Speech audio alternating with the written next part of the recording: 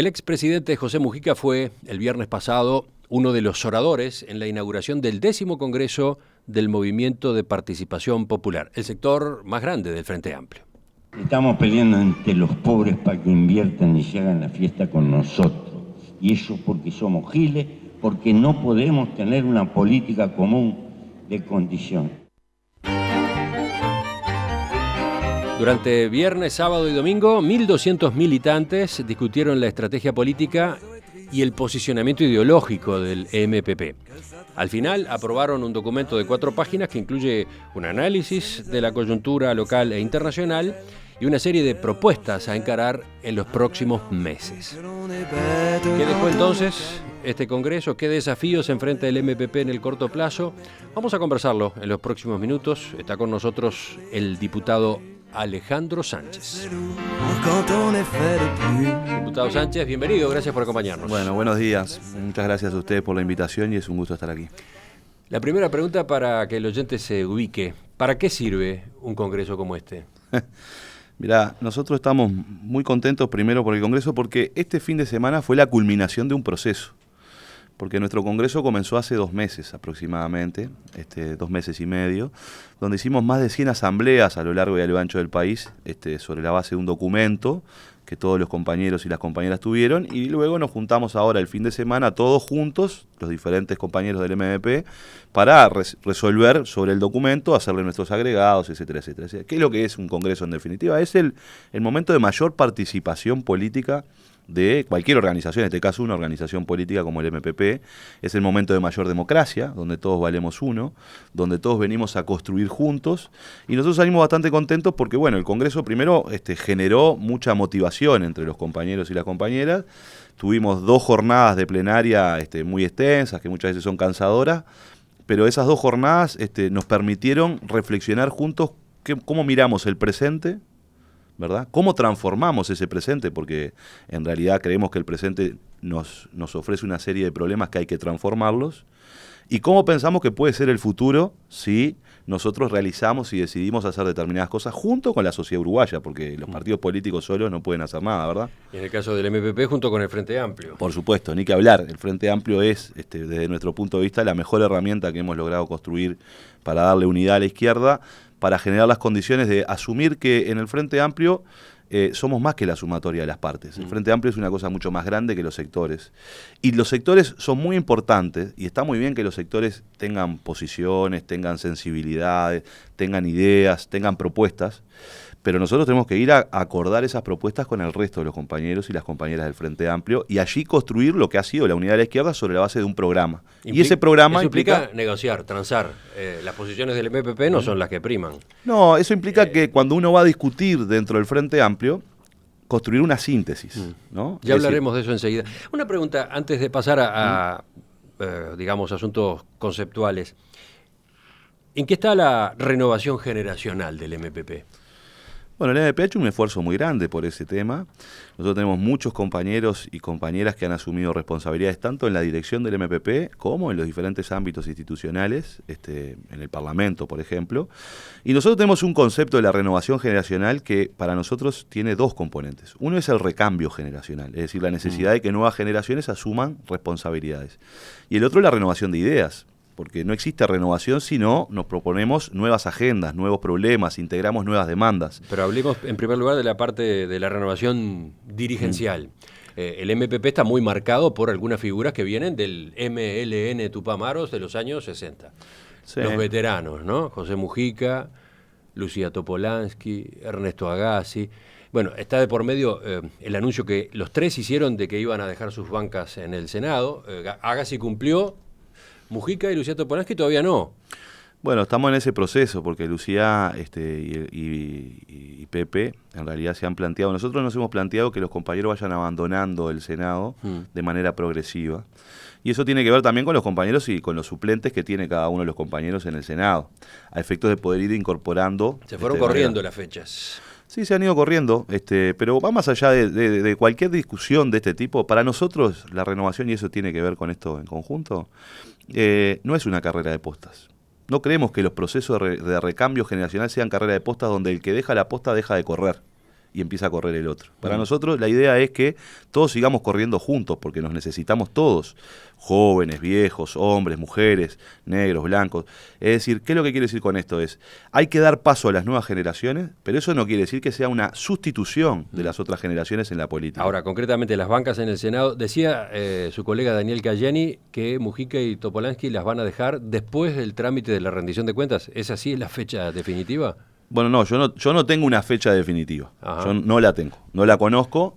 Lo que sí es cierto, y lo ha planteado, por ejemplo, Lucía, que es la que está planteando con más fuerza, de alguna manera, dejar su banca. Y esto tiene que ver, esto sí lo puedo anunciar, digamos, tiene que ver con algo muy particular en Lucía, que en octubre de este año, además de cumplirse los 100 años de la Revolución del 17, de la Revolución Rusa, sería aproximadamente la fecha que Lucía debería ser liberada.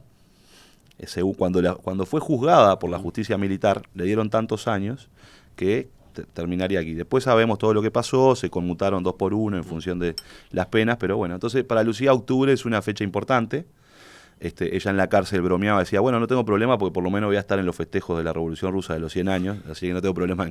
Entonces, esa es una fecha importante que ella quería ponerla como una fecha en donde pudiera tomar algunas decisiones. Pero eso está muy atado también a que su suplente, en este caso Charles Carrera, es el director de Secretaría del Ministerio del Interior, y eso implica, bueno, revisar un poco cómo se puede proceder al recambio. Algunos documentos preparatorios del Congreso señalaban la necesidad de renovar los liderazgos del grupo y superar cierto anquilosamiento del accionar político.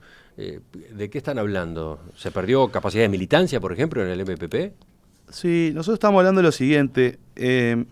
Uno se puede terminar acostumbrando demasiado a los sillones, al aire acondicionado y a las alfombras en los palacios. Y si bien uno tiene una función importante que cumplir allí, por ejemplo en el Parlamento de la República, uno tiene que estudiar, trabajar, legislar, hay una función muy importante para nosotros que es retornar a los espacios de militancia y de vínculo con la sociedad de manera directa. Es decir, nuestros legisladores, nosotros siempre dijimos que queríamos hacer un parlamentarismo de calle, y eso implica que nuestros legisladores, nuestras legisladoras, nuestros compañeros estén mucho más en un barrio, en una feria, generando nuevamente las mateadas con 2 micrófonos para escuchar qué es lo que tiene para decirnos la sociedad, sus críticas, sus propuestas. ¿Dejaron de hacer las mateadas? Sí, las hemos dejado de hacer. En realidad, muchas veces, si bien hacemos muchas actividades en casas de familia, en locales nuestros, en realidad nosotros creemos que hay que volver a retomar con mucha más energía eso. Por supuesto, ahora, bueno, el clima ahora lo está permitiendo, pero después del invierno sería muy bueno que nosotros salgamos de vuelta a la feria a escuchar a la gente, a construir junto con la gente, y es eso lo que nos estamos planteando, es decir, no nos quedemos reducidos al palacio, no nos quedemos reducidos a los despachos, sino que salgamos a discutir con la sociedad, porque si la izquierda no discute con la sociedad, si la izquierda no construye ideas, fuerza con la sociedad, lo que termina pasando es que la izquierda queda demasiado prisionera de hablarle a la sociedad desde los grandes medios de comunicación o desde el gobierno, y lo que termina haciendo simplemente es defendiendo lo que tenemos, y esto es conservar lo que tenemos.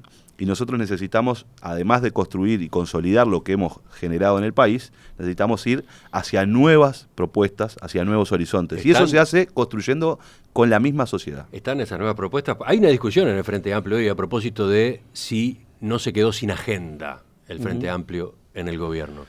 Sí, yo creo que no es que nos quedemos sin agenda. Eso de que, por ejemplo, la gran expectativa es si UPM construye o no su segunda planta de celulosa.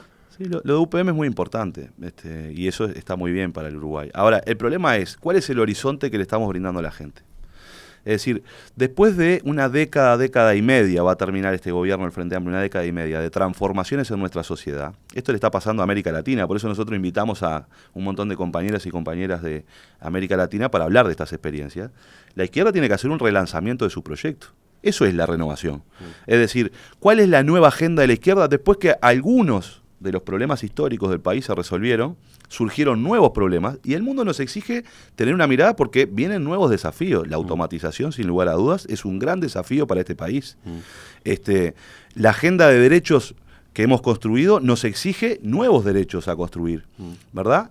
Y hay otras cosas que vienen del fondo de la historia que todavía no se resolvieron. En el Uruguay todavía hay pobreza, en el Uruguay todavía hay marginación y nosotros tenemos que poner eso arriba de la mesa también. Entonces hay que hacer un balance de lo hecho, no quedarse en la idea conservadora, porque nuestra concepción es que la izquierda no puede ser conservadora, en la idea de que tenemos que defender lo que construimos nada más, porque eso es conservar lo que yo tengo. Y la sociedad me está diciendo que lo que tiene muchas veces no lo valora mucho, y este es un problema político de primer orden de los gobiernos de izquierda en el continente, es decir, no hemos logrado construir un relato para valorar lo que hemos construido. Entonces muchas veces los gobiernos de izquierda dicen, hemos construido muchísimo, pero la sociedad dice, bueno, no, los valores que yo he construido o los derechos que he adquirido son mi punto de partida, no mi punto de llegada. Y ahí se genera ese desfasaje entre la sociedad que dice, tengo estos derechos los tengo, y es mi punto de partida para plantear nuevos derechos, y las izquierdas, que si se quedan en la lógica conservadora, piensan que los derechos construidos es el punto de llegada. Entonces hay que romper esa lógica y plantearnos junto con la sociedad, decir, bueno, ¿cuál es el nuevo horizonte emancipador? ¿Cuáles son los desafíos que tenemos hacia adelante? Y construyámoslo junto con la sociedad. Pero hoy mismo, en el Frente Amplio y en el gobierno, parece haber pocos desafíos planteados de envergadura, ¿no? Bueno, por ejemplo, si uno piensa en el debate enorme, la expectativa gigantesca que genera la rendición de cuentas. Allí hay un gran proyecto de país. Parece que no es ese el foco, no debería ser el foco, y sin embargo se concentra todo en un proyecto de ley como ese. Claro, ¿no? El problema es que el gobierno eso no lo puede hacer. El gobierno tiene que gestionar el día a día. Yo no le puedo pedir al gobierno que construya un gran proyecto. Eso lo tiene que hacer la fuerza política. Está bien, pero el gobierno tiene que tener agenda que le haya llegado de su fuerza política, por supuesto, en la última campaña electoral, etcétera. Claramente. Y el gobierno lo que está generando es llevando adelante el programa que le presentó a la sociedad en el 2014, ¿verdad? Y lo que tiene que hacer en una rendición de cuentas es materializarlo desde el punto de vista financiero y económico, ¿no? Es decir, que es lo que nosotros nos comprometimos con la sociedad, y a partir de ello generar los recursos para eso. Ahora, la fuerza política es la que tiene que plantear, en definitiva, ¿cuál es el proyecto de país a mediano plazo? ¿Cómo materializamos eso? ¿Cuáles son los caminos? ¿En el MPP del fin de semana hay material en ese sentido? Bueno, nosotros arriesgamos algunas ideas. Por ejemplo, que no son... Yo tengo algunos puntos que marqué, pero ¿usted cuál destaca? Porque yo sí tengo que destacar, el Frente Amplio o el Uruguay tiene que pasar a una nueva generación de políticas sociales. Nosotros generamos el plan de emergencia, el plan de equidad, que es el marco de protección, de alguna manera, social que ha construido, ¿no? El sistema de protección social del Uruguay tiene que evolucionar, y yo creo que hay que ir a un sistema de protección universal, sin condiciones, y que se plante justamente sobre la base del derecho de la persona. Así, cuando nace básica universal. Exactamente. Cuando nace un niño, le damos la cédula de identidad y tenemos que asegurar el derecho a que no pase hambre en el futuro. Y eso es una renta básica universal que hoy, además esto está muy asociado al mundo que se nos viene, un mundo de menos trabajo, un mundo donde porque todas las revoluciones industriales y tecnológicas han destruido trabajo y han creado otro. El problema es que el nivel de desarrollo del mundo ha generado que cada vez los trabajos que se generan son de mayor complejidad, requieren mayor conocimiento, requieren una serie de destrezas y habilidades que tienen que tener los trabajadores, y se destruye el trabajo más simple, el trabajo que yo puedo objetivar en una máquina. El gran desafío que tiene el país entonces es discutir, y cada revolución tecnológica ha generado una disminución de la jornada de trabajo, una disminución de las horas de trabajo. Bueno, esto es una discusión que hay que dar en el Uruguay, que no es para hacerlo mañana, ¿no? Esto es discutir cuánto trabajo vamos a generar, cómo hacemos para que los trabajadores se formen de manera permanente, porque el mundo que se viene es un mundo que exige formación permanente, adaptación al cambio permanente, y eso requiere de tener tiempo para estudiar, de tener tiempo para formarse. Por tanto, seguramente haya que sacarle horas al trabajo para que los trabajadores puedan dedicarse mucho más al estudio, ¿verdad? Y plantearnos cómo ingresamos en ese mundo digital en función de lo que pasa con la robotización. Y ahí tiene que ver renta básica, tiene que ver con esto. El otro planteo que yo creo que hay que generar es el planteo que hace, por ejemplo, a una reforma urbana. Reforma urbana. Exacto. Porque la izquierda tiene muy incorporado y ha construido instrumentos sobre la idea de la reforma agraria, ¿verdad? La izquierda tiene un imaginario de reforma agraria, la razón social, el uso social de la tierra, el para qué, el acceso a la tierra de aquellos que no tienen recursos. Hay una discusión en la preservación de esos recursos, por supuesto. Ahora, yo creo que hay que poner arriba de la mesa la reforma urbana. La privatización del suelo urbano es una de las cosas que más problemas genera. Por ejemplo, ¿cuánto tiempo destinamos de ir de nuestra casa a trabajar, a estudiar? Hay una distribución desigual del tiempo que utilizamos para ejercer el derecho a la ciudad, ¿verdad? Cuanto más pobre se es, uno gasta más tiempo en trasladarse porque vive más lejos, porque en realidad las ciudades se van extendiendo y se van vaciando en el centro. Y eso se debe a una privatización del suelo urbano. Esto tiene que ver también, por ejemplo, con la vivienda, porque no solo el techo, ¿verdad? Sino tiene que ver también con el acceso a la vivienda digna, ¿verdad? Y en el Uruguay hay que construir esas condiciones porque la gente tiene salarios, la gente tiene trabajo, pero muchas veces no tiene la capacidad de generar el ahorro para poder adquirir una vivienda, cuando en realidad podrían pagar una cuota hipotecaria perfectamente, y los altos precios de los alquileres generan que casi un salario entero de una familia, que hoy básicamente nuestras familias son nucleares, ¿verdad?, vaya destinado a pagar ese alquiler, y eso le come la capacidad de ahorro. Entonces, acá hay una discusión que tiene que ver con este debate sobre el derecho a la ciudad, sobre el derecho justamente al acceso a la vivienda y sobre una serie de componentes que tiene que ver que no solo necesito techo para vivir, sino servicios para disfrutar, para el intercambio, para la convivencia, para el ocio, para la recreación. Bueno, ahí hay un componente de cosas que yo creo que hay que incorporarlo en un mundo que va a pasos agigantados a ser cada vez más urbano. Ya seguimos conversando con el diputado Alejandro Sánchez. Me quedé pensando, ¿renta básica universal entonces es una bandera del MPP a partir de este momento? Sí, nosotros creemos que hay que ponerlo, este debate, en la sociedad. Esto no quiere... A ver, uno cuando piensa, y este tiene que ver con un tema de cómo pensamos la política. Hay que poner ejes que nos permitan como generación, y cuando digo generación estoy hablando de los que hoy compartimos este presente, un horizonte hacia dónde ir. Eso quiere decir, ¿vamos a poner una renta universal el año que viene? No. Porque ese horizonte emancipador, ese horizonte de construcción de una sociedad igualitaria, ese horizonte con otros instrumentos, fue lo que generó el vallismo en el Uruguay, ¿no? Una idea de hacia dónde ir, y no era que la concretaba en el en 2 años, 3 años, ¿no? Es que la renta básica universal no es sinónimo de izquierda siquiera, ¿no? Se la promueve desde la izquierda, pero no solamente. Sí, hay grandes líderes empresariales en el mundo hoy avalando esa idea. Hay muchos, porque el capitalismo tiene un problema. El capitalismo viene generando un gran proceso de robotización, de mejora de productividad, de incorporación de tecnología y de innovación. El problema es que los robots no consumen. Entonces el capitalismo está teniendo un problema. Mucha gente lo ve así en el mundo, diciendo, bueno, si yo incorporo la robótica y los robots no pagan impuestos ni salen a consumir, ¿verdad? ¿Quién va a consumir? Tengo un problema de demanda. Entonces algunos lo ven por ese lado. Otros lo vemos desde una lógica, es decir, del derecho, que en el siglo XXI deberíamos plantearnos, la humanidad debería plantearse en serio, así como tratamos de abolir y abolimos la esclavitud en el siglo XX, en el siglo XXI nos tendríamos que plantear abolir la pobreza. Enseguida vemos otros puntos que se discutieron en el Congreso del MPP este fin de semana. Diputado Alejandro Sánchez, desde la audiencia vienen comentarios a propósito de algunos de los temas que hemos estado conversando con usted. Por ejemplo, dice este correo, el relato de la reforma urbana no es real. Otro relato más.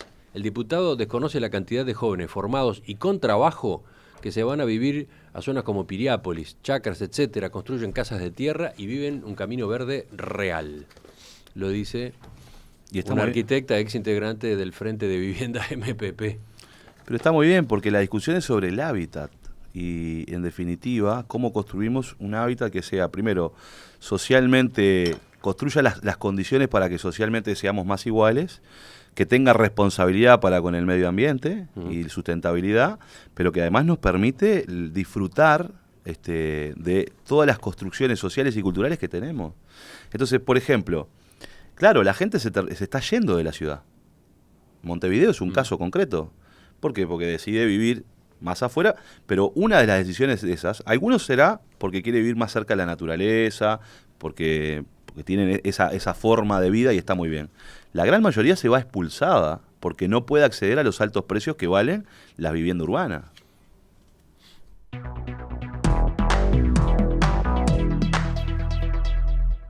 Seguimos con el diputado Alejandro Sánchez, seguimos conociendo algunos de los resultados del Congreso del MPP que tuvo lugar este fin de semana.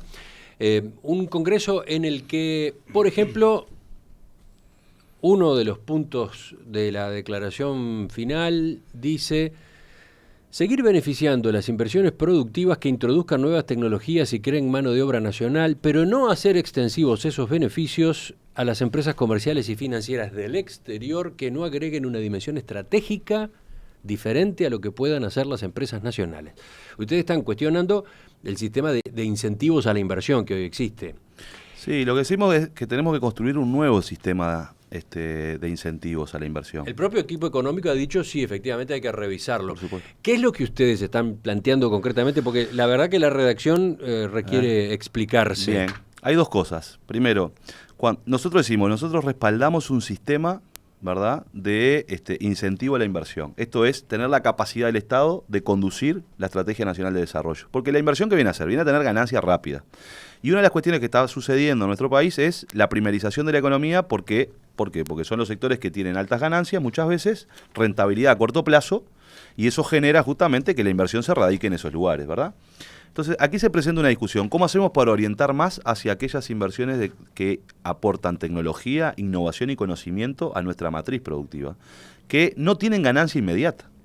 Es decir, si yo invierto en tecnología e innovación, probablemente, ¿verdad?, tenga ganancia a largo plazo. Y por tanto tiene que haber la construcción de una política pública que me permita condiciones para hacerlo. Pero además se nos ha presentado esta idea de discutir qué es una inversión. ¿Por qué? Porque si viene del extranjero, ¿verdad?, como se está dando en el mundo hoy, donde los servicios tienen un factor importante, las grandes cadenas comerciales de grandes superficies de supermercados, y vienen a comprar supermercados en Uruguay, ¿eso es una inversión productiva que el Uruguay tiene que exonerar?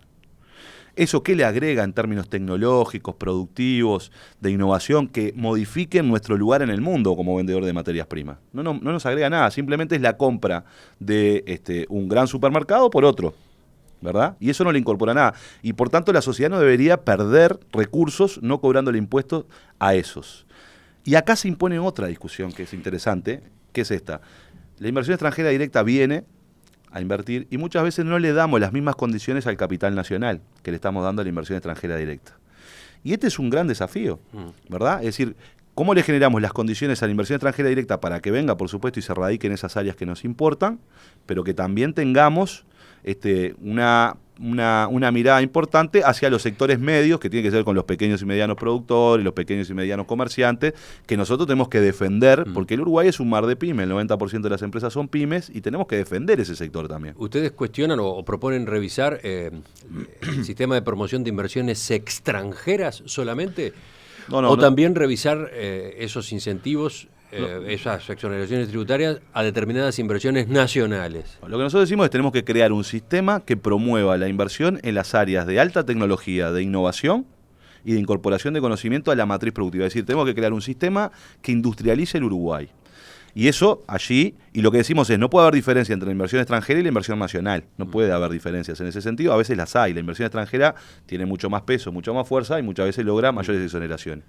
No puede haber ese sesgo hacia lo extranjero despreciando lo nacional. Pero además lo que decimos nosotros es que tenemos que ser mucho más eficientes en ese gasto tributario, ¿verdad?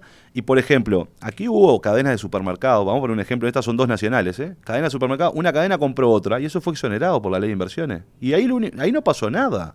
Lo único que pasó es que una cadena de supermercados se hizo más grande, pero no le aportó absolutamente nada al país. Entonces, ¿por qué la sociedad tiene que perder recursos en un negocio que lo único que importa ahí es que una empresa se agrandó?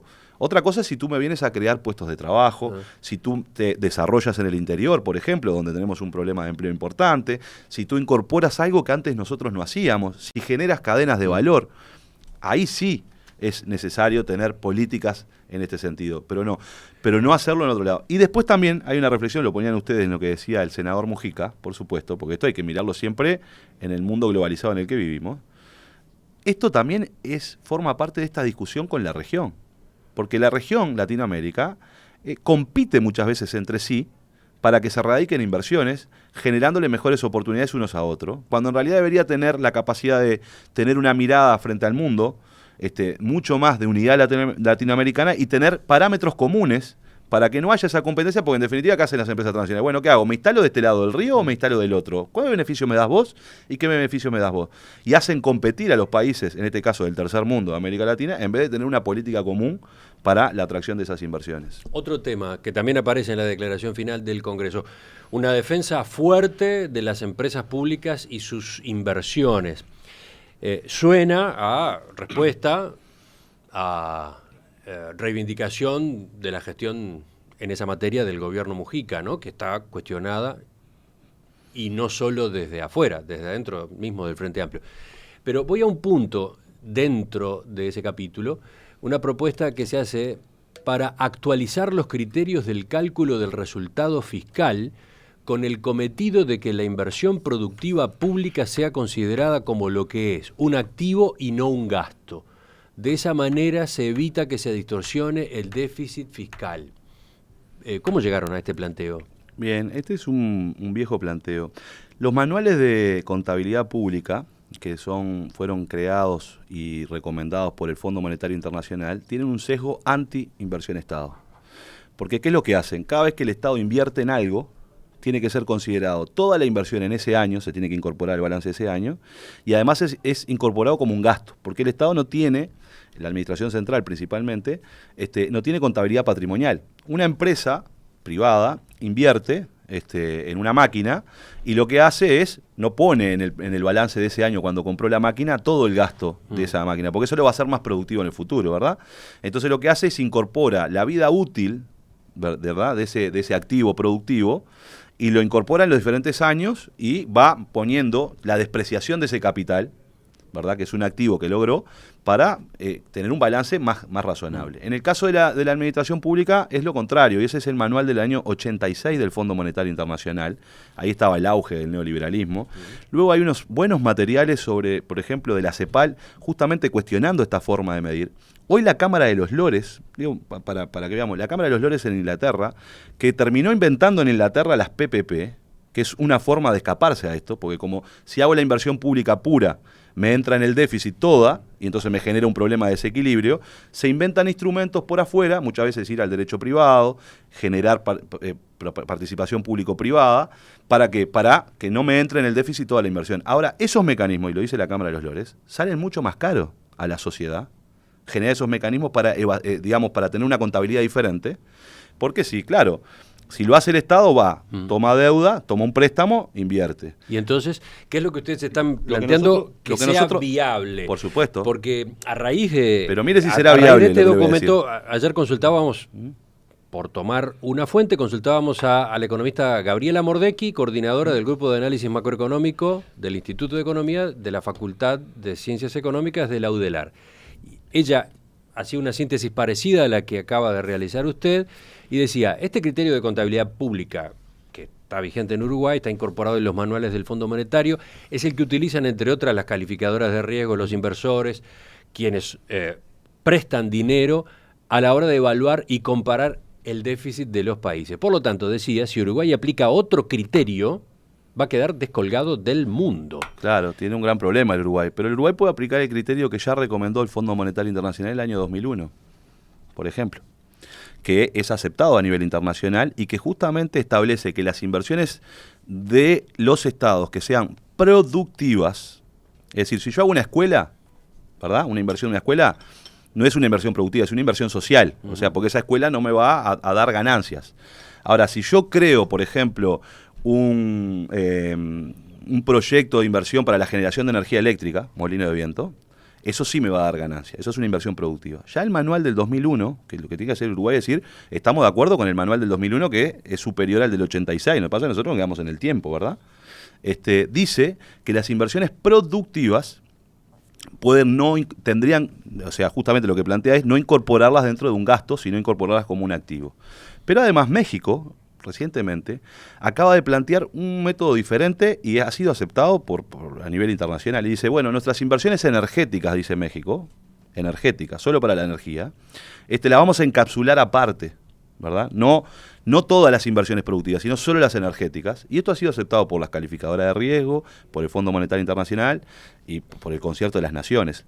Es decir, lo que hay que discutir justamente, es cómo nosotros actualizamos en función de lo que hoy ya nos están planteando los organismos internacionales. Insisto, nosotros estamos en el manual 86. ¿Lo van a llevar al Frente Amplio ahora? Por supuesto, lo vamos a llevar a discutir al Frente Amplio, porque además esto va a permitir algo muy importante. En una sociedad hoy donde se exige mucha transparencia y que nosotros estamos de acuerdo y hay que impulsar esa transparencia, la posibilidad de discutir justamente en términos más reales los números del Estado. Es decir, ¿cuánto es efectivamente el déficit? Porque acá está la discusión del déficit. Si yo genero déficit para ser más productivo en el futuro, esto es un Estado, una familia, una empresa, lo que me va a pasar es que yo voy a crecer en el futuro y por tanto eso está bien, generar un endeudamiento para hacer eso. Ahora, si yo tengo un déficit de cuenta corriente, ahí voy a tener un problema. Si yo soy familia y tomo un préstamo para salir todos los días a comer afuera, lo que me va a pasar es que a fin de mes voy a tener que pagar ese préstamo y no voy a ser más productivo. Ahora, si yo, como familia, tomo un préstamo para poder estudiar y hacer un curso y acceder a otro trabajo, a fin de mes voy a pagar la cuenta, pero voy a tener otro trabajo y acceder a mejores ingresos, ¿no? Entonces, Esto justamente nos permitiría tener una discusión mucho más transparente y democrática sobre cuál es el déficit y para poder tomar las decisiones más acertadas para que el Uruguay siga invirtiendo, como tiene que hacerlo, para mejorar sus capacidades tecnológicas, para generar justamente que vengan inversiones productivas al país, porque fíjese que si Antel no hubiese hecho la inversión en fibra óptica que tenemos, ni la cantidad de banda, ni la velocidad de subida y de bajada, bueno, muchas inversiones no se radicarían en el país. Está la reivindicación latente, ¿no? De lo hecho por las empresas públicas, por supuesto, en el gobierno anterior. Reivindicar lo hecho también pasa por revisar las cosas que se hicieron mal. Bueno, a eso iba. Mi abuela dice... ¿La reivindicación incluye la autocrítica? Por supuesto, porque mi abuela decía lo siguiente... El caso de ANCAP. El que hace se equivoca. ¿Se digirió en el Congreso del MPP? No se discutió un caso concreto ni empresas concretas. Lo que decimos nosotros es, uno no puede poner todo en la misma bolsa, porque quienes ponen todo en la misma bolsa son los que históricamente han estado en contra de las empresas públicas e intentaron privatizarla. Entonces lo que hacen es decir, es todo mal, está todo mal lo que hacen las empresas públicas. No. Entonces decir, bueno, ¿cuáles fueron las cosas buenas que se hicieron en las empresas públicas? Que fueron muchas. Hoy el crecimiento del PBI lo explican las empresas públicas. Es decir, tenemos un nivel de crecimiento del PBI como el que tuvimos ahora, cuando la región ha caído, explicado por las inversiones que se hicieron de las empresas públicas. Porque en realidad el incremento del PBI está asociado, por ejemplo, al peso de Antel, ¿verdad?, en la economía uruguaya, y eso implica estas cuestiones. Entonces, y también decir, bueno, acá hubieron inversiones que salieron mal, negocios que salieron mal, porque las empresas públicas hacen negocios, y así como las privadas hacen negocios y se equivocan. Y decimos, bueno, revisemos las cosas que se hicieron mal para mejorarlas. Y hay otras que hay que transparentarlas, y le voy a decir, para que quede, ¿sí? Hay que transparentarlas. Alur da pérdidas, ¿sí?, y tiene que seguir dando pérdidas. ¿Por qué? Porque nosotros hemos decidido como sociedad subsidiar producir azúcar en Uruguay, que no es rentable producirla. Y esto hay que transparentárselo a la gente. Bueno, ahí está. Ese es uno de los tantos problemas que tiene el caso Alur. Bueno, pero hay que decírselo. ¿Cuánto debate hubo a propósito de las decisiones que se tomaron y que iban a implicar que esa empresa, entre comillas, funcionara? Pero le pongo un ejemplo. ¿No? Ningún Estado serio abandona la frontera, ¿verdad? Entonces tiene que generar actividades productivas en la frontera. Y además a nosotros nos pasó algo y le voy a poner en un ejemplo bien escueto. La yerba. Hace poco discutimos un aumento, un incremento de los precios de la yerba, que nosotros consumimos yerba porque es nuestra tradición, pero no producimos porque no es rentable producir yerba acá. Y por tanto estamos condenados a las decisiones de otros. En el azúcar pasa lo mismo. Nosotros decidimos tener azúcar como una política soberana y por tanto decidimos subsidiar esa producción que no es rentable en el país por un problema climático, ¿verdad? Pero decidimos tenerla para no estar sometidos a decisiones de otros. Bueno, y esa es una decisión que la sociedad tiene que dar y decir, bueno, yo acá pierdo plata, pero tomo una decisión que es de carácter soberano. En Perspectiva, periodismo con vocación de servicio público.